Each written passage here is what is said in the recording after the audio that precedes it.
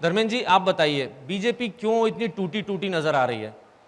आप बोलिए, फिर इसके बाद आप इसी से जुड़ा हुआ एक और सवाल आपसे। ये मुझे तो नहीं लगता कि बीजेपी टूटी टूटी नज़र आ रही है। दीपक जोशी आपके सामने एक बड़ा उदाहरण है।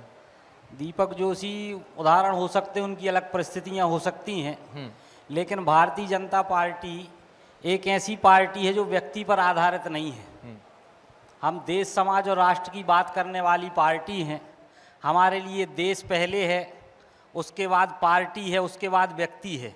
ये सिद्धांत को लेकर भारतीय जनता पार्टी काम करती है। तो मुझे तो कहीं नहीं लगता कि भारतीय जनता पार्टी टूटी टूटी नज़र आ रही है। मुझे तो ये लगता है ऐसा नहीं इन लगता आपको? परिस्थितियों में कांग्रेस का कोई भविष्य मुझे दिखता नहीं, क्योंकि कांग्रेस के पास न ऐसे कोई मुद्दे हैं, न ऐसी कोई बात है जिसके आधार पर लोग कांग्रेस को वोट दें। भारतीय जनता पार्टी निरंतर जनता के बीच जाके काम कर रही है, इसलिए मुझे लगता है कि भारतीय जनता पार्टी बहुत ही सशक्त है और निश्चित रूप से आने वाले समय में हम पूर्ण बहुमत के साथ सरकार बनाएंगे। आपको ऐसा नहीं लगता कि 2018 में जो कांग्रेस की स्थिति थी, सिंधिया जी का एक गुट था, दिव्य सिंह जी का एक गुट था, एक गुट अलग था, और कुछ ऐसी ही स्थिति या ऐसे ही कुछ हालात बीजेपी के लिए बन रहे हैं, बीजेपी में बन रहे हैं, जो कि बीजेपी की सेहत के लिए ठीक नहीं है? कांग्रेस बार बार ये कहती है कि बीजेपी में कई सारे गुट हो गए हैं, शिवराज गुट, महाराज गुट, नाराज गुट।